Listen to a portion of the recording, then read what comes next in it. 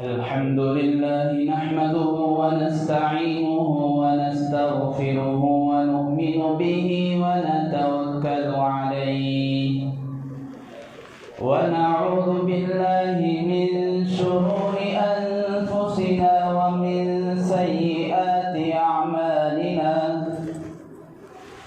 من يهده الله فلا مضل له ومن يضلله فلا هادي له ونشهد أن لا إله إلا الله وحده لا شريك له ونشهد أن سيدنا وسندنا وحبيبنا ومولانا محمدا عبده ورسوله أما بعد فقد قال الله تبارك وتعالى في القرآن المجيد أعوذ بالله من الشيطان الرجيم بسم الله الرحمن الرحيم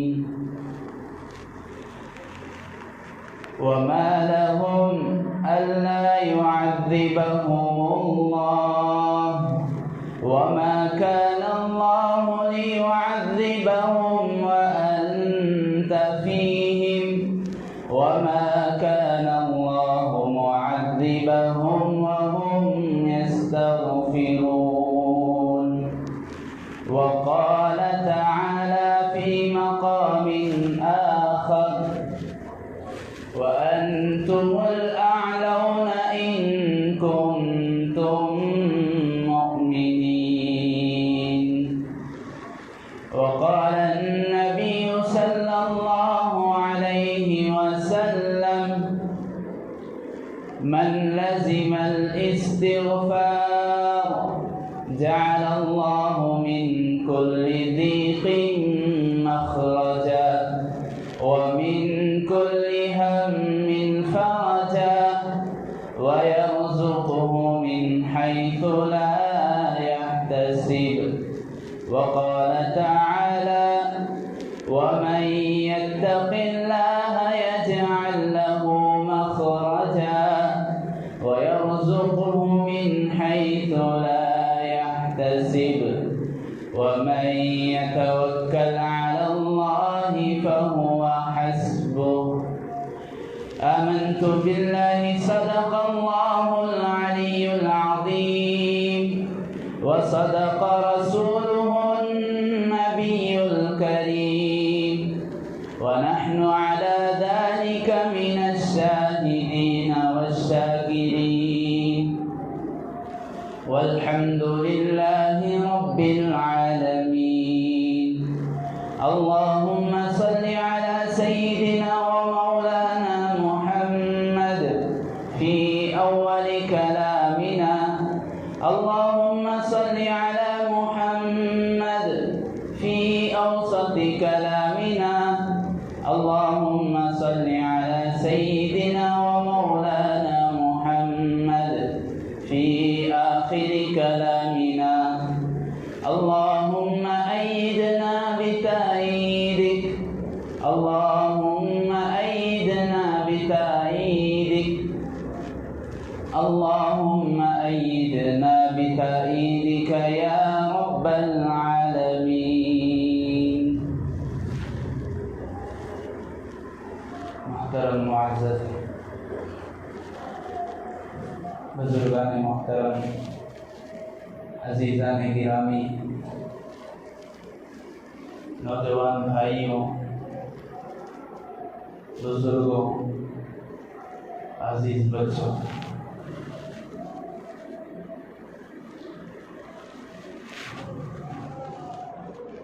اس وقت سارے ملک و ملت پر جن مصیبتیں اور بلاؤں کے بادل منڈرا رہے ہیں، جسے امت اور ملت ایک بہت بڑی مصیبت، بہت بڑا عذاب تصور کرتی ہے، حالانکہ جو عذاب ادنا ہے، چھوٹے چھوٹے تکلیفیں ہیں، جن مصیبتوں کو آج ملت یہ سمجھ رہی ہے کہ مصیبتوں کی گویا کہ یہ آخری کڑی ہے،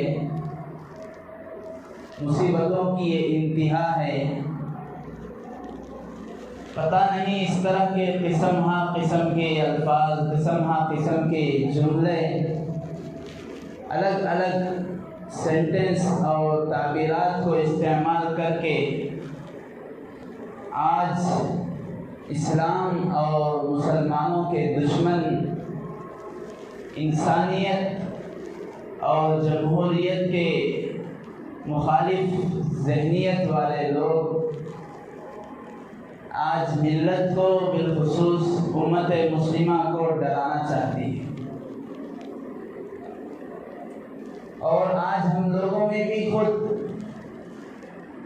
ہمارے سے ایسے الفاظ صادر ہو جاتے ہیں، نکل جاتے ہیں، ہم انجانے میں یا جان کر محسوس طریقے سے یا بغیر محسوس کیے کہ ایسے جملے کہہ دیتے ہیں جو ہماری بزدلی پر اشارہ کرتی ہیں،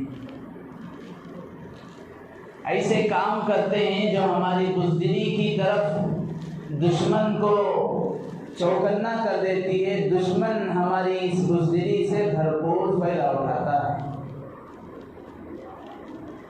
اسی لیے کہا گیا کہ یہ وقت چونکہ تبدیلی ایام کا وقت ہے، تبدیلی زمانہ کا وقت ہے، اس میں منفی سوچ پر تبصرے تذکرے کو ہم چھوڑ دیں، منفی سوچ پر بحث و مباحثہ، منفی سوچ پر باتیں، منفی سوچ پر اخبارات اور نیوز سنانا، ان ساری چیزوں کو چھوڑ دیں۔ منفی سوچ، نیگیٹو تھنکنگ،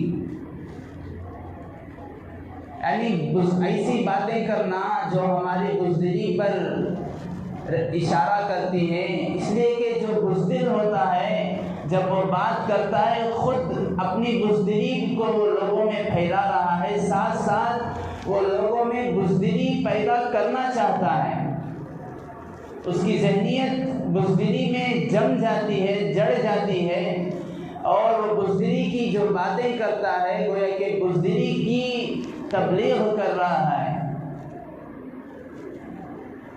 حکومت یہ کر رہی ہے، حکومت کا دبدبہ یہ ہے، حکومت کی سیٹیں یہ ہے، فلاں کی اتنی طاقت ہے، وہ یہ کر سکتا ہے، یوں کر سکتا ہے، ہمیشہ ان لوگوں کی طاقتیں، ان کے منصوبے، ان کا غلبہ جس کی زبان پر ہوتا ہے، منفی سوچ میں، منفی انداز سے، نیگیٹو طور پر گویا کہ وہ باطل کا داعی بن جاتا ہے، وہ باطل کا تذکرہ ہمیشہ کرتے کرتے باطل کو اور لوگوں میں پھیلا رہا ہے۔ اسی لیے حدیث پاک میں فرمایا گیا اترک الباطل بترک ذکرہ، باطل کی پہلی مات، باطل کی پہلی شکست یہی ہے کہ تم اس کے ذکر کو چھوڑ دو۔ ہمیشہ نہیں بھائی، ہم لوگوں میں ان کے منصوبوں سے، ان کے پریشانیوں سے ہم لوگوں کو آگاہ کرنا چاہتے ہیں، متنبہ کرنا چاہتے ہیں، اس لیے ہم تذکرہ کر رہے ہیں۔ تذکرہ دو طریقے سے ہوتا ہے، دو طرح کا ہوتا ہے، ایک مثبت انداز میں، پازیٹیو طریقے کے طور پر، اور ایک ہوتا ہے نگیٹو، منفی طور پر۔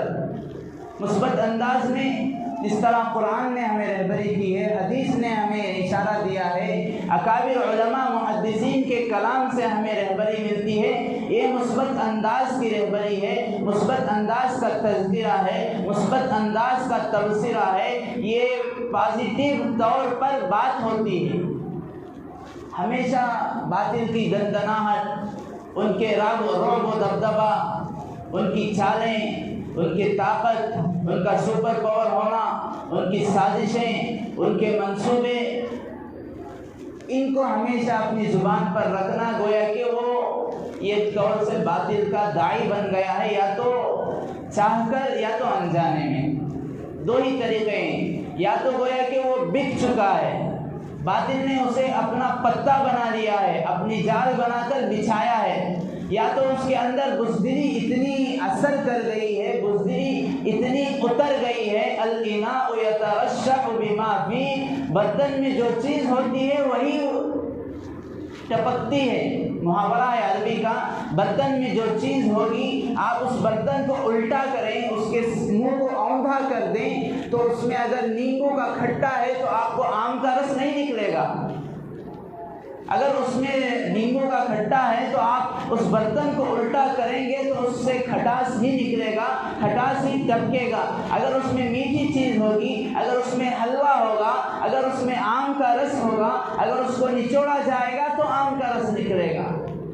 اگر اس کے اندر بزدلی ہے اور یہ چاہتا ہے کہ لوگوں کے اندر ہم ہمت پیدا کریں، جرأت پیدا کریں، لوگوں کے اندر بیداری پیدا کریں، اور یہ اپنی بزدلی کی باتوں سے، بزدلی کے تبصرے سے، بزدلی کے بحث و مباحثے سے لوگوں میں بحث کرتا ہے، بھاشن دیتا ہے، بیان کرتا ہے، تو بزدلی کو پھیلا رہا ہے، بزدلی کی دعوت دے رہا ہے، وہ بزدلی کا اور باطل کا داعی بن چکا ہے، ان کی طرف سے وہ گویا کہ ایک میسنجر بن چکا ہے۔ بھائی یہ ہو رہا ہے، فلاں یہ کر رہے ہیں، بزرگان محترم، اسی لیے کہا گیا باطل اترک الباطل بترک ذکرہ، باطل کو اگر پہلی شکست دینا ہے، اگر اس کو مات دینا ہے، اس کو ختم کرنا ہے، تو اس کے تذکرے کو ختم کرو۔ تذکرے سے مطلب حضرات علماء فرماتے ہیں منفی سوچ، نیگیٹو تھنکنگ کے طور پر اس کو نہ لیا جائے، اس کا تذکرہ ضروری ہے، اس کی سازشوں کو سمجھنا ضروری ہے، لیکن پازیٹیو طور پر، مثبت طور پر ہم لیں گے، اس لیے کہ جو بھی باطل ہو، یہ تو باری تعالیٰ کا اصول ہے، سنت اللہ ہے، اللہ تعالیٰ کی سنت ہے کہ اللہ تعالیٰ تو ختم کر کے رہیں گے، باطل کا بول بالا رہے گا، اسلام کا بول بالا رہے گا، باطل کا منہ کالا ہونا یہ تو جب سے اس تاریخ بنی ہے، جب سے دنیا بنی ہے، اس وقت سے ایک قاعدہ ہے، اللہ تعالیٰ کی سنت ہے۔ اب اس میں بعض لوگوں نے بہت اہم رول ادا کیا، بعض لوگ اس میں سبب کے طور پر اللہ تعالیٰ نے بعض لوگوں کو چنا، بعض لوگوں کو اللہ تعالیٰ نے اس میں استعمال کیا باطل کے ختم کرنے میں۔ اسی لیے علماء نے فرمایا ہم لوگوں کو یہ ڈراتے رہیں، ہماری زبان پر یہ تذکرہ رہے، ہماری زبان پر یہ تبصرہ رہے کہ یہ آج کے وقت کا فرعون ہے، یہ آج کے وقت کا نمرود ہے، آج کے وقت کا حامان ہے، آج کے وقت کا شداد ہے، آج کے وقت کا ظالم ہے، جو بھی ہے، لیکن ہم کیا ہیں؟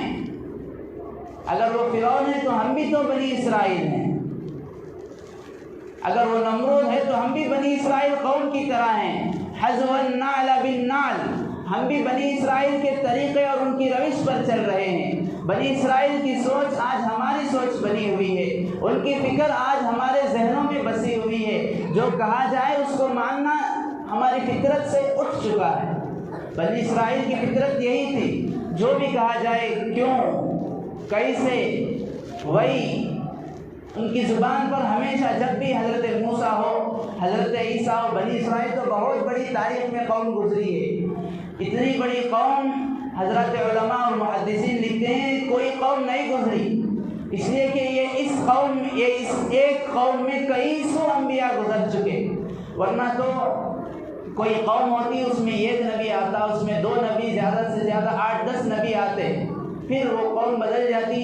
قوم سمود تھی تو اس کے بعد قوم عاد آئی، قوم عاد کے بعد قوم ہود، قوم صالح، قوم شعیب، اس طرح بدلتی گئی، لیکن یہ بنی اسرائیل قوم شروع ہوئی حضرت سیدنا یعقوب علیہ السلام اور ان سے پہلے زمانے سے، اور یہ چلی حضرت عیسیٰ علیہ نبینا علیہ السلام تک۔ ایک بہت بڑی داستان، بہت زیادہ رسول ان میں آئے ہیں۔ اسی لیے اکابر علماء نے کہا کہ اگر ہم کسی کو فرعون کہہ رہے ہیں، کسی کو حامان کہہ رہے ہیں، کسی کو یہ کہہ رہے ہیں کہ اس کے اندر فرعون کی فرعونیت ہے، حامان کی حامانیت ہے، شداد کی شدادیت ہے، تو ہم بھی تو بنی اسرائیل سے کچھ کم نہیں ہیں۔ جو نافرمانیاں ان کے یہاں ہوتی تھی، جو نافرمانیاں اس قوم میں ہو رہی تھی، وہ آج امت مسلمہ میں بھی ہو رہی ہے۔ اسی لیے حدیث پاک میں آپ علیہ السلام نے ارشاد فرمایا، ایک پیشن گوئی دیتے ہوئے کہ ایک زمانہ آئے گا میری امت بنی اسرائیل کی طرح ان کے نقش قدم پر چلے گی، حذو النعل بالنعل، جس طرح ایک جوتا دوسرے جوتے کے برابر ہوتا ہے، جس طرح ایک چپل دوسرے چپل کے برابر ہوتا ہے، اس کا سائز، ایک چپل کا سائز دوسرے چپل کے برابر ہوتا ہے۔ ایسا نہیں کہ ہم سیدھے پیر میں 8 نمبر کا پہنتے ہیں تو دوسرے میں 10 کا پہنتے ہوں، ایسا نہیں کہ ہمارا جوتا ایک 9 نمبر کا ہے تو دوسرا 7 نمبر کا۔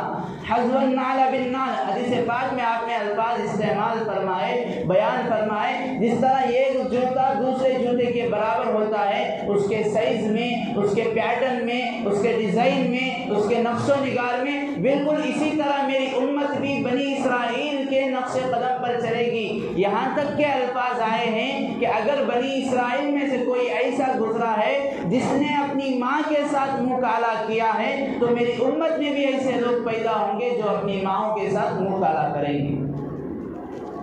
بزرگان محترم، بہت بڑی، بہت قابل غور بات ہے۔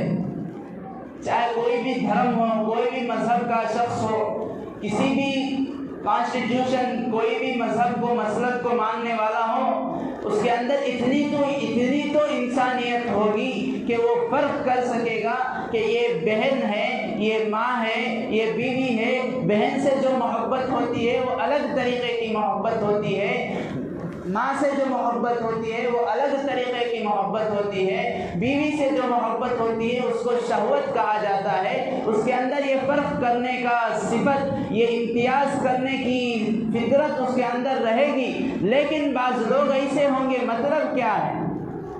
اس لیے کہ ہمارا ایمان اور عقیدہ ہے کہ اللہ تعالیٰ کا کلام جس طرح جھوٹا نہیں ہو سکتا، رسول اللہ صلی اللہ علیہ وسلم کا فرمان بھی جھوٹا نہیں ہو سکتا۔ آپ نے جو فرما دیا، آپ نے فرمایا قیامت کے قریب فتنے ایسے آئیں گے، قیامت کے قریب امت پر پریشانیاں ایسے آئیں گی جس طرح ایک موتی کی لڑی ہوتی ہے، موتی کی ایک تسبیح ہوتی ہے، ایک تسبیح ہوتی ہے جس میں کئی دانے ہوتے ہیں، بالکل اسی طرح ایک موتی کا مالا ہوتا ہے، اس میں کئی دانے ہوتے ہیں۔ اگر اس کو درمیان سے جب کاٹ دیا جاتا ہے، درمیان سے توڑ دیا جاتا ہے، تو جس طرح تیزی سے وہ دانے، جس طرح تیزی سے وہ موتیاں زمین پر گرتی ہیں، اس سے زیادہ تیزی سے فتنے آئیں گے۔ یہ آپ کا فرمان تھا، اسی طرح ہو رہا ہے۔ فتنے طرح طرح کے اس امت میں، اس زمین میں، ملت میں ابھر رہے ہیں، اپنا سر اٹھا رہے ہیں۔ اسی طرح آپ کا یہ فرمان بھی صحیح ہوگا۔ آپ نے فرمایا بنی اسرائیل کی روش پر میری قوم، میری امت چلے گی۔ اگر ان میں سے کسی نے اپنی منہ کے ساتھ اپنے ماں کے ساتھ بدکاری کی تھی تو میری امت میں بھی کوئی ایسا کرے گا۔ اسی لیے علماء نے فرمایا اس کا مطلب کیا ہے؟ جیسے ایک حدیث پاک میں آپ علیہ السلام نے فرمایا، جو شخص سود لیتا ہے، سود دیتا ہے، حرام کاروباری کرتا ہے، اس کے کاروبار میں حرام شامل ہے، اس کی آمدنی میں حرام شامل ہے، وہ کھا رہا ہے حرام کا، پی رہا ہے حرام کا، تو اس طرح ہے گویا کہ اس نے اپنی ماں کے ساتھ بدکاری کی ہے۔ بعض کتابوں میں یہاں تک آیا ہے 60 اور 70 سے زائد مرتبہ اس نے اپنے ماں کے ساتھ منہ کالا کیا ہے۔ اب ہو گئی بات سچی۔ آپ نے فرمایا بنی اسرائیل کے روش پر میری امت چلے گی۔ اب یہاں پر اب یہ سوچیں ہم میں سے کتنے ایسے لوگ ہیں جو سودی کاروبار کرتے ہیں۔ حالات بگڑنے کے باوجود بزرگان محترم ہمارے اعمال نہیں بدلے۔ اسی لیے حدیث پاک میں فرمایا اعمالکم اعمالکم، تمہارے اعمال یہ خود تمہارے حاکم بن جاتے ہیں۔ مطلب کیا ہے؟ تمہارے اعمال جیسے ہوں گے ویسے اللہ تعالیٰ کی جانب سے فیصلے ہوں گے، اور اللہ تعالیٰ کے فیصلے زمین میں نافذ کرنے کے لیے، زمین کے نظام کو چلانے کے لیے ظاہر سی بات ہے اللہ تعالیٰ کسی نہ کسی کو بڑا بنائے گا۔ تو ہمارے اعمال جیسے ہوں گے ہمارے بڑے ویسے ہوں گے۔ اسی لیے ہم کسی کو کہہ رہے ہیں کہ یہ فرعون ہے، حامان ہے، شداد ہے، تو ہم بنی اسرائیل بھی ہیں، اس سے کم بھی نہیں ہیں۔ اسی لیے فرمایا کہ جو حرام، یہ حدیث پاک کا مضمون ہے، اللہ کے نبی علیہ السلام ارشاد فرماتے ہیں کہ ایک آدمی جنگل و بیابان میں سفر کرتا ہے، اس کے بال پراگندہ ہیں، اس کے کپڑے گرد و غبار سے آلود ہیں، گرد و غبار میں لپٹے ہوئے ہیں، بہت پریشان حال ہے۔ عموماً یہ جو حالت بیان کی جاتی ہے کہ بالوں پر گرد و غبار ہے، کپڑے پھٹے پرانے، مطلب کیا؟ بہت ضرورت مند ہے، بہت حاجت مند ہے، مسلمان ہے، سفر کر رہا ہے، ہاتھ اٹھاتا ہے اللہ کے یہاں، ریگستان کا سفر ہے، اللہ سے مدد چاہتا ہے، اللہ سے دعا کرتا ہے۔ حدیث پاک کے الفاظ ہیں، وہ ہاتھ اٹھاتا ہے، اللہ سے دعا کرتا ہے، تو اللہ اس کی دعا کہاں سے قبول کرے گا؟ اس کا کھانا حرام ہے، اس کا پینا حرام ہے، اس کا دیکھنا حرام ہے، اس کا سننا حرام ہے، اس کا پکڑنا حرام ہے، اس کی سوچ حرام ہے، اس کا چلنا حرام ہے، اس کی راتیں حرام کاری میں ہیں، اس کے دن حرام میں گزر رہے ہیں۔ ہر چھوٹی سے چھوٹی چیز وہ محسوس اسے نہیں ہوتا، کہیں میں جو کام کر رہا ہوں یہ حرام تو نہیں، یہ ناجائز تو نہیں، یہ مکروہ تو نہیں، یہ شریعت میں ناپسند تو نہیں، کہیں قرآن نے اس سے منع تو نہیں کیا، حدیث نے ہمیں اس سے روکا تو نہیں، رسول اللہ نے، کتاب اللہ نے ہمیں اس کے متعلق کیا حکم دیا ہے۔ اسی لیے ایک بزرگ نے فرمایا کہ جب یہ کتے کی موت ہوتی ہے، جب ایک جانور، ایک بدصورت جانور معاشرے میں، سماج میں حقیر جانور کتے اور سور کی جب موت ہوتی ہے تو آدمی وہاں سے گزر جاتا ہے، اس کو امپورٹنٹ نہیں دیتا، اس کو اہمیت نہیں دیتا۔ کیوں؟ یہ تو ہوتا رہتا ہے، روز کی بات ہے۔ جس طرح ایک انسان کی موت پر انسان کے اندر ہمدردی پیدا ہوتی ہے، لاوارثوں کی موت پر لوگوں کے اندر ایک ہمدردی ہوتی ہے، چلو بھائی اس کی تجہیز و تدفین کا انتظام کریں گے، اس کی نماز جنازہ پڑھائیں گے، اس کے حال، اس کی جو بھی ضرورت ہے ہم اس میں کھڑے ہوں گے، اتنی تو اس کے اندر ہمدردی پیدا ہوتی ہے۔ لیکن جب ایک کتے اور ایک جانور کی موت ہوتی ہے، ایک برے جانور کی موت ہوتی ہے، تو انسان وہاں سے گزر جاتا ہے، اس کو اہمیت نہیں دیتا، اس کو امپورٹنٹ نہیں دیتا، اس کو اہمیت نہیں سمجھتا۔ بالکل اسی طرح بزرگ فرمانے لگے آج کا ماحول اور آج کا وقت اسی طرح ہو گیا کہ اللہ تبارک و تعالی ہمیں اہمیت نہیں دے رہے ہیں۔ اللہ تعالیٰ کے نزدیک ایک کتے اور آج ایک مسلمان اور انسان کی موت دونوں برابر ہو چکے ہیں۔ اللہ تعالیٰ کو ضرورت نہیں ہے، جو اللہ کو نہیں چاہتا، جو اللہ کی طرف یہ قدم آگے نہیں بڑھاتا، اللہ تعالیٰ اس کی طرف 10 ہاتھ آگے کیوں بڑھائیں؟ اسی لیے احادیث میں، قرآن میں جگہ جگہ اللہ تعالیٰ کی جو رحمت بیان کی گئی ہے وہاں یہ بھی بیان ہے، وہاں یہ بھی بتایا گیا ہے، امت کو وہاں یہ بھی سکھایا گیا ہے، امت کو اس بات کی تعلیم دی گئی ہے۔ حدیث پاک میں حضرت ابو ہریرہ رضی اللہ عنہ اللہ کے نبی علیہ الصلوۃ والسلام سے نقل کرتے ہیں، روایت بیان کرتے ہیں کہ باری تعالیٰ ارشاد فرماتے ہیں کہ اے میرے بندوں، تو میری طرف اگر یہ قدم بڑھائے گا میں تیری طرف 10 ہاتھ بڑھاؤں گا، تو میرے پاس میرے قریب ایک بالشت قریب ہوگا، میں تیرے پاس 1 ہاتھ قریب ہوں گا، تو میرے پاس چل کر آئے گا، میں تیری طرف دوڑ کر آؤں گا۔ حدیث پاک کے الفاظ ہیں، مطلب کیا ہے؟ مطلب صاف یہی ہے کہ بندے کو پہلے پہل کرنا چاہیے، پہلے قدم اٹھانا چاہیے اگر اللہ کی رحمت کا طلبگار ہے۔ اسی لیے فرمایا گیا وَأَنْتُمُ الْأَعْلَوْنَ إِن كُنتُم مُؤْمِنِينَ۔ اگر تم سربلندی چاہتے ہو، اگر تم کامیابی اور کامرانی چاہتے ہو، اگر تم یہ چاہتے ہو کہ دنیا میں اور آخرت میں تمہارا سر بلند رہے، تمہارا سر فخر سے اونچا رہے، تم سماج میں عزت چاہتے ہو، معاشرے میں عزت چاہتے ہو، گھر میں عزت چاہتے ہو، اسی طرح باہر عزت چاہتے ہو، لیکن شرط یہ ہے، اللہ تعالیٰ نے شروع ہی میں لگا دیا، سچے پکے مسلمان بنو، سچے پکے مومن بنو، سچے پکے فرما بردار بنو۔ اسی لیے بزرگ نے فرمایا آج ایک انسان، ایک مسلمان کی موت اور اس کتے اور برے جانور کی موت میں کوئی فرق نہیں رہا۔ یہ خود قرآن کہتا ہے لَهُمْ قُلُوبٌ لَا يَفْقَهُونَ بِهَا وَلَهُمْ أَعْيُنٌ لَا يُبْصِرُونَ بِهَا وَلَهُمْ آذَانٌ لَا يَسْمَعُونَ بِهَا أُولَٰئِكَ كَالْأَنْعَامِ بَلْ هُمْ أَضَلُّ۔ دل تو ہیں لیکن ان میں فکر نہیں ہے، کان تو ہیں لیکن ان میں عبرت نہیں ہے۔ یہ کان سے سنتا ہے، دوسرے کان سے نکال دیتا ہے۔ کان ہے نام کے لیے لیکن ان میں عبرت نہیں ہے، آنکھ ہیں مگر ان میں نصیحت نہیں ہے، بہت کچھ دیکھتا ہے، دن بھر دن کے 24 گھنٹوں میں ایسی ایسی چیزیں دیکھتا ہے جس سے عبرت حاصل کرنی چاہیے تھی، عبرت حاصل نہیں کرتا، سبق حاصل نہیں کرتا، اس سے درس نہیں لیتا، اس سے عبرت نہیں پکڑتا۔ ایسے لوگوں کو قرآن نے خود کہہ دیا اولئک کالانعام، باری تعالیٰ نے فرما دیا ایسے لوگ تو جانوروں کی طرح ہیں۔ ارے نہیں، بل ہم اضل، بلکہ ان سے بھی گئے گزرے ہیں۔ اب ہم سوچیں، اگر ہماری موت ایک طرف ہو رہی ہے، اگر ہماری وفات ایک طرف ہو رہی ہے، اگر مسلمان ایک جگہ مر رہا ہے، دوسری جگہ ایک جانور کی، ایک کتے کی موت ہو رہی ہے، تو اب کوئی فرق ہوگا بھی یا نہیں؟ جب یہ تین چیزوں میں دل میں عبرت نہیں ہے، دل میں فکر نہیں ہے، کان میں عبرت نہیں ہے، آنکھوں میں نصیحت نہیں ہے، تو قرآن نے، اللہ تعالیٰ نے فرما دیا میرے پاس اس کی قدر و قیمت، اس کی اہمیت تو جانور سے بھی گئے گزری ہے۔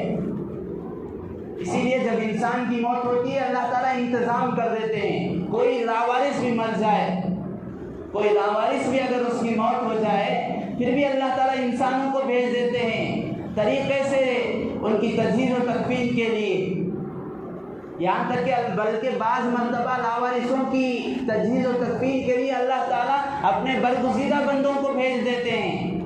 جیسے موسیٰ علیہ السلام کے زمانے میں حضرت موسیٰ علیہ السلام کو اللہ تعالیٰ نے حکم دیا کہ اے موسیٰ تم ایک بہت بڑی جماعت کو لے کر جاؤ، فلاں جنگل میں ایک آدمی مرا پڑا ہے لاوارث ہے، اس کے تجہیز و تکفین کا انتظام کرو۔ لاوارث تھا۔ بزرگان محترم، اسی لیے ہم کسی کو دوش دے رہے ہیں، کسی کو ذمہ دار ٹھہرا رہے ہیں، تو ہم یہ دیکھیں کہ ہمارا اس میں کیا رول ہے، کہیں ہم اس میں ملوث تو نہیں ہیں۔ اس لیے کہ انسان بالخصوص امت مسلمہ میں اپنی تباہی کے اسباب ہم نے خود قائم کیے ہیں۔ بعض تباہیاں ہوتی ہیں کسی وجہ سے، آسمانی بلائیں کہتے ہیں، زمینی بلائیں کہتے ہیں، لیکن آج یہ جو بلائیں، جو مصیبتیں ہم اسے کہہ سکتے ہیں، یہ انسانی بلائیں ہیں۔ انسانوں نے خود اپنے پیروں پر کلہاڑی ماری ہے۔ اسی لیے علماء نے فرمایا آج مسلمانوں میں تباہی کے اسباب ان گنت ہو چکے ہیں، ان کے دکھتی رگ بہت زیادہ ہیں۔ پہلے کہا جاتا تھا بھئی فلاں کی دکھتی رگ ایک ہے، اس کی بیماری یہ ہے، اس کی مصیبت یہ ہے، اس کا گناہ، اس کا جرم فلاں ہے، لیکن اب ان گنت ہیں۔ کن کن بیماریوں پر رویا جائے، کن کن اس کی دکھتی رگوں پر ہم ہاتھ رکھیں۔ بزرگان محترم، اگر ہم کوئی بھی مصیبت لے لیں، کوئی بھی مصیبت لے لیں تو اس کے پیچھے کئی سارے اسباب مل جائیں گے، کئی سارے اس کے پس منظر ملیں گے، کئی سارے اس کی دکھتی رگ ہمیں مل جائیں گے۔ اسی لیے فرمایا گیا کہ یہ وقت تبدیلی، یہ زمانے کا وقت ہے، اس میں ہمیں بزدلی سے کام نہیں لینا ہے۔ بات یہی سے شروع ہوئی تھی۔ اس میں ہمیں منفی پہلو پر تبصرے اور تذکرے نہیں کرنے ہیں، نیگیٹو تھنکنگ کو ہمیں چھوڑنا ہے، پازیٹیو کو اپنانا ہے، مثبت پہلو میں بات کرنا ہے، مثبت پہلو میں کام کرنا ہے، منفی پہلو کے کام چھوڑنا ہے، گناہ کو چھوڑنا ہے، اللہ کی نافرمانی کو چھوڑنا ہے، تب جا کر وہ تبدیلی جو ہم جس کے خواب دیکھ رہے ہیں، حکومت کی تبدیلی، قسمت کی تبدیلی، انسانیت کی تبدیلی، ظلم کی تبدیلی یہ اسی وقت ہو سکتی ہے جب ہمارے اعمال کی تبدیلی ہو، جب ہمارے اخلاق کی تبدیلی ہو، جب ہمارے کردار کی تبدیلی ہو، جب ہمارے رات و دن کی تبدیلی ہو، جب ہمارے آپس میں معاشرت کی تبدیلی ہو، معاملات کی تبدیلی ہو، اخلاقیات کی تبدیلی ہو، عبادات میں تبدیلی ہو، تب جو ہم نے تبدیلی کے خواب دیکھے ہیں وہ تب سچ اور پورے ہوں گے۔ اسی لیے فرمایا کہ بزدلی ایسی باتیں نہ کریں جو ہمارے بزدلی پر رہبری کرتے ہوں، اشارہ کرتے ہوں۔ اس لیے کہ اللہ کے نبی علیہ السلام نے اخلاق کا نمونہ دکھایا ہے۔ اللہ کے نبی نے دب کر صلح کی ہے، کئی جگہ کئی جنگوں میں صلح حدیبیہ مشہور صلح ہے تاریخ میں، سیرت میں۔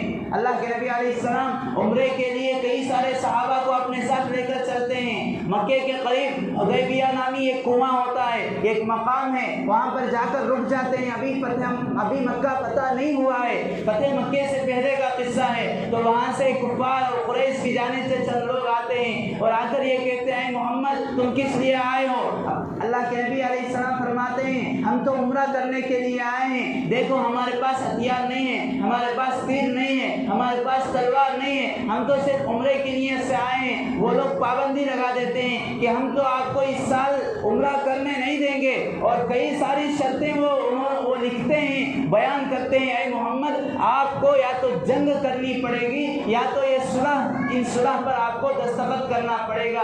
بہت ساری شرطوں پر، بہت ساری باتوں پر صلح ہوتی ہے، ان میں سے ایک بات یہ ہوتی ہے کہ اے محمد آپ اور آپ کے سارے ساتھی، سارے صحابہ اس سال عمرہ نہیں کریں گے۔ دوسری شرط ہم یہ لگا رہے ہیں کہ آپ کے یہاں سے اگر کوئی مسلمان مدینے سے مکہ آئے گا تو ہم اسے اپنی حکومت میں لے لیں گے، اس پر ہم اپنا رعب دکھائیں گے، اسے اپنی سلطنت کے تحت رکھ لیں گے، ہم اس کو واپس مدینہ نہیں بھیجیں گے، آپ اس سے محروم ہو جائیں گے۔ لیکن اگر مکے سے کوئی آدمی مدینہ مسلمان ہو کر آتا ہے تو آپ کو اسے بھیجنا پڑے گا۔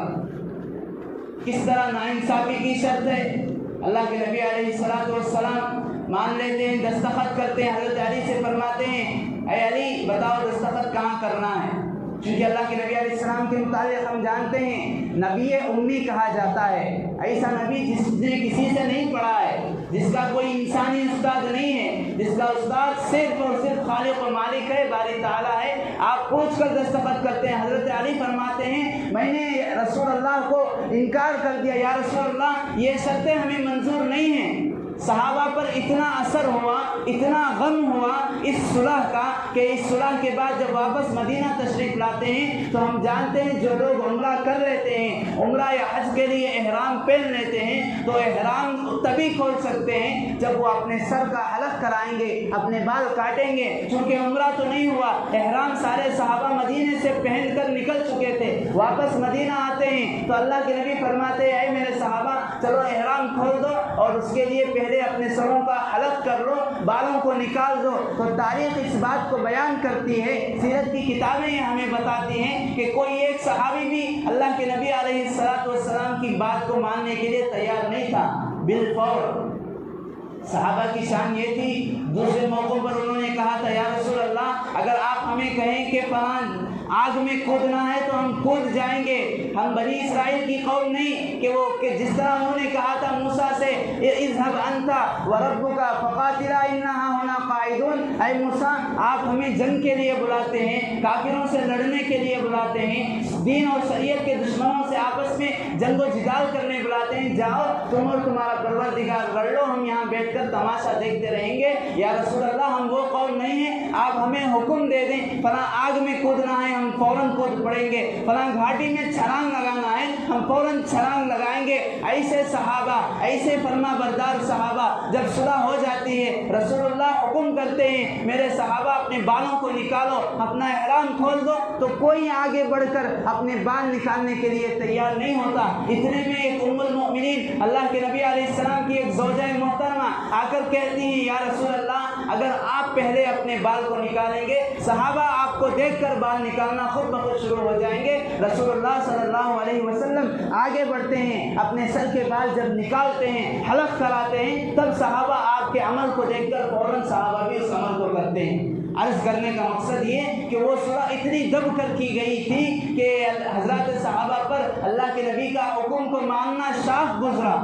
حضرات صحابہ کو وہ بات سمجھ میں نہیں آئی۔ یہ بات الگ ہے کہ بعد میں ان کو یہ بات سمجھ میں آئی کیوں رسول اللہ نے دب کر صلح کی تھی۔ اسی طرح عرض کرنے کا منشا یہ ہے کہ ہمیں حکمت سے کام کرنا ہے، بزدلی کو نہیں اپنانا ہے۔ تو کیا نعوذ باللہ ہم یہ کہیں گے کہ رسول اللہ نے جو اس وقت دب کر صلح کی تھی، صحابہ نے جو دب کر صلح کی تھی، کیا یہ بزدلی ہے؟ اللہ تعالیٰ کا حکم نہیں آیا تھا، اللہ تعالیٰ نے ابھی حکمت نہیں سمجھی تھی، اسی لیے کہا گیا ہے قلندر ہر سے گوید دیدہ گوید۔ اکابر بزرگان دین علماء اتقوا فراست المؤمن فإنه ينظر بنور اللہ۔ جو اللہ کا ولی، اللہ کا چہیتا، ایک بزرگ، ایک ولی جو کہتا ہے وہ بہت دور کی سوچ رکھ کر کہتا ہے۔ ہمارے اکابر جو کہہ رہے ہیں بہت دور کی سوچ رکھ کر کہہ رہے ہیں۔ بہت سارے لوگ تبصرے کرتے ہیں، بہت سارے لوگ اپنے بھاشنوں میں کہتے ہیں حضرت یہ کیا ہے، ہم کیوں اتنا دب کر صلح کر رہے ہیں؟ بہت سارے لوگوں کے اندر جوش بھرا ہوا ہے، ہمت بھری ہوئی ہے، حضرت اتنی دبنے کی کیا بات ہے؟ جب آپ یہ کہتے ہیں کہ یہ زمین ہماری ہے، اس زمین کو آباد کیا آدم علیہ السلام نے، ہم اس زمانے سے اس زمین میں آباد ہیں، ہندو قوم تو بعد میں آئی ہے، ہندوؤں نے اپنی آبادی اس زمین میں بعد میں پھیلائی ہے، تو ہمیں دبنے کی کیا ضرورت ہے؟ بزرگان محترم، یہ وقت جو ہے بزدلی کا بھی وقت نہیں ہے، لیکن جوش دکھانے کا بھی وقت نہیں ہے، حکمت عملی کو اپنانے کا وقت ہے، اکابر علماء کی بات پر چلنے کا وقت ہے۔ اس لیے کہ وہ جو کہتے ہیں قلندر ہر سے گوید دیدہ گوید، حدیث پاک میں بھی فرمایا گیا جو ایک سچا پکا مومن، اللہ کا ولی، اللہ کا برگزیدہ، اللہ کا چہیتا جو کہتا ہے وہ بہت دور کی سوچ رکھ کر کہتا ہے، اس لیے کہ وہ جو کہہ رہا ہے، جو دیکھ رہا ہے، وہ تم نہیں دیکھ سکتے۔ اسی لیے کہا گیا یہ وقت ہمیں بزدلی بھی اپنانے کا نہیں ہے اور بزدلی میں پڑھنے کا بھی نہیں ہے۔ اسی لیے حدیث پاک میں آپ نے جبھی بھی صحابہ میں بات کی تو حوصلہ بننے کی بات کی۔ اسی لیے کہا جا رہا ہے ہم منفی سوچ کو ختم کریں، منفی سوچ پر تبصرے کو چھوڑ دیں، باطل کا خاتمہ، باطل کی پہلی شکست، اس کے تذکرے کو ختم کرنا ہے۔ ہم پازیٹیو سوچ کو اپنائیں، پازیٹیو تھنکنگ کو اپنائیں۔ نگیٹیو تھنکنگ اگر ہمارے اندر آ گئی تو بزدلی کی پہلی سیڑھی ہے۔ اللہ کے نبی علیہ السلام اس سے ہمیشہ پناہ مانگا کرتے تھے اپنی دعاؤں میں۔ اللہ کے نبی کی دعاؤں میں یہ دعا ہمیں اکثر ملتی ہے، عموماً ہر نماز کے بعد، خصوصی موقعوں پر، عمومی موقعوں پر، اجتماعات میں، انفرادی دعاؤں میں، اجتماعی دعاؤں میں آپ کی یہ دعا بھی شامل تھی، اللہم انی اعوذ بک من الجبن، اے اللہ میں بزدلی سے پناہ چاہتا ہوں، اے اللہ بزدلی کو میرے اندر سے خاتمہ فرما۔ اسی لیے بزرگان محترم ایک چیز تو یہ ہے کہ ہم اس کو چھوڑ دیں، پازیٹیو تھنکنگ کو اپنائیں، نگیٹیو تھنکنگ کو، اس پر تبصرے کرنے کو چھوڑ دیں۔ اگر ہم اس پر تبصرے کرتے رہیں گے تو باطل، ہماری بزدلی باطل کی طاقت ہوتی ہے، ہماری کمزوری اوروں کے لیے طاقت کا سبب ہوتی ہے۔ اس وقت ہوش سے کام لینا ہے، جوش سے نہیں۔ اسی لیے کہا جا رہا ہے کہ جب بھی ہم سے جو بھی پیغام اکابر علماء کی جانب سے آتا ہے، ہم اس پر بلا سوچے سمجھے، بلا چو چلا کے، بعض لوگ ہوتے ہیں بھائی ان کی بات کیوں ماننا، بھائی انہوں جو بول رہے ہیں وہ کیا کرنا، سو ہمارے لیے انہوں کیا سب سے بڑے بزرگان محترم۔ حدیث ہمیں یہی کہتی ہے، کتابیں ہمیں یہی کہتی ہیں، قرآن ہمیں یہی کہتا ہے۔ ہماری سوچ جہاں تک نہیں پہنچ پاتی، بعض لوگوں کی سوچیں آگے تک پہنچ جاتی ہیں۔ اتقوا فراست المؤمن، مومن کی فراست سے ہمیشہ چوکنا رہو۔ فإنه ينظر بنور اللہ، جو وہ کہہ رہا ہے، جو وہ دکھا رہا ہے، جو وہ رہبری کر رہا ہے، وہ اللہ کے نور کے ذریعے سے دیکھ رہا ہے، اللہ کے نور کے ذریعے سے وہ تمہاری رہبری کر رہا ہے۔ اس لیے پہلی چیز تو ہم ان منفی پہلو پر تبصرے تذکروں کو چھوڑیں، اور دوسری چیز اللہ تعالیٰ نے جو اپنا قانون، اللہ تعالیٰ نے جو اپنا طریقہ بیان کیا، جو آیت پڑھی بھی گئی خطبے میں، وَمَا كَانَ اللَّهُ لِيُعَذِّبَهُمْ وَأَنْتَ فِيهِمْ، ہم یہ بات جانتے ہیں کہ بے شک یہ جو NRC ہے, NPR ہے, یہ کالے سیاہ قانون ہے, اس سے ہمیں ہمت ہارنا نہیں ہے. یہ چھوٹے چھوٹے عذابات ہیں اللہ کی جانب سے. ہم یہ چھوٹے چھوٹے عذابات, چھوٹی چھوٹی پریشانیاں تمہیں چکاتے ہیں دوناً عذاب اکبر, بڑا عذاب نہیں چکاتے. تمہارے اندر اس کو تاب لانے کی ہمت نہیں ہے, تم اسے نہیں سنبھل سکتے. بڑے بڑے عذابات سے تم کہاں سنبھلو گے؟ یہ بے شک اللہ تعالیٰ کی جانب سے چھوٹے چھوٹی عذابات ہیں, چھوٹے چھوٹے ذائقے ہیں, اللہ ہمیں چکا رہے ہیں. اس کے پیچھے کئی حکمتیں ہیں. فعل الحکیم لا یخلو عن الحکمہ. اللہ تعالیٰ حکیم مطلق ہیں, اس کا کوئی کام حکمت سے خالی نہیں ہوتا. وہ حکمتوں کو ہر ایک سمجھ بھی نہیں سکتا. اس کو سمجھنے کے لیے وہ بصارت نہیں بصیرت چاہیے. ایک ہوتا ہے آنکھ سے دیکھنا, بصارت والے کہتے ہیں آنکھ سے دیکھنے والے.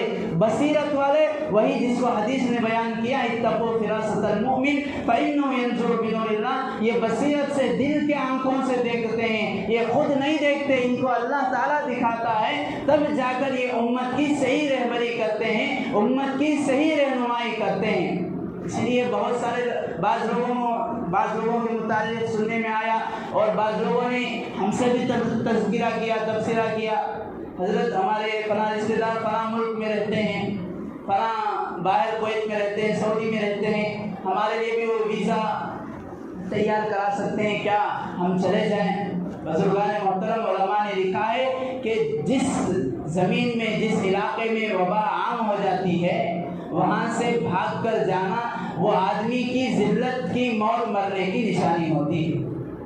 جو آدمی جہاں پر وبا پھیل جاتی ہے, طاعون جیسا پھیل جاتا ہے, ہمارے اس ملک میں اس سے بڑی کوئی وبا نہیں ہے. NRC, NPR, CAA سے, حالانکہ آج اس کو ایسا دکھایا جا رہا ہے. یہ بات ہمارے علم میں ہونی چاہیے. کورونا وائرس جو پھیلا ہوا ہے, اگرچہ کہ دوسرے ممالک میں اس سے کئی سارے لوگ اس مرض کے گرفتار ہو گئے, اس مرض کے شکار ہو گئے, اس وائرس کے شکار ہو گئے, لیکن الحمدللہ اطلاعات اور تحقیق کے مطابق ہمارے اس ملک کی 130 کروڑ آبادی میں صرف اس مرض کے شکار 40 کے قریب ہی ہیں. اور الحمدللہ ہمارے ملک سے کوئی اب تک اس مرض کی وجہ سے, اس وائرس کی وجہ سے مرا بھی نہیں ہے. اور اس سے بڑھ کر عجیب بات, اس مرض کے گرفتار 90 بلکہ اس سے زیادہ فیصد غیر مسلم ہی ہیں, مسلمان گنے چنے ہیں. لیکن اب اس کو ایک ایسا پروپیگنڈا بنا دیا گیا, ایک بڑا ایشو ایسا بنا دیا گیا کہ آپ فون کریں گے تو کالر ٹیون سے لے کر ٹیلی ویژن, اخبارات, سب میں اس کو ایک مدعا بنا دیا گیا ہے, تاکہ سارے لوگوں کی ذہنیت اصل مدعے سے ہٹ جائے. اصل مدعا NRC اور آنے والا اگلے مہینے میں NPR, اس سے ہٹ کر سارے لوگوں کا ذہن, ساروں کا فوکس اس بیماری پر پڑ جائے. حالانکہ کوئی بڑی بیماری نہیں, اس سے بڑی بیماری تو یہ ہے, اس سے زیادہ انسان مریض ہو سکتا ہے اور زیادہ سے زیادہ مر سکتا ہے اس وائرس کی وجہ سے. لیکن اس سے تو ہماری نسلوں کا خاتمہ ہو جائے گا, انسانیت کا خاتمہ ہو جائے گا, انصاف کا خاتمہ ہو جائے گا, سنویدھان کا خاتمہ ہوگا.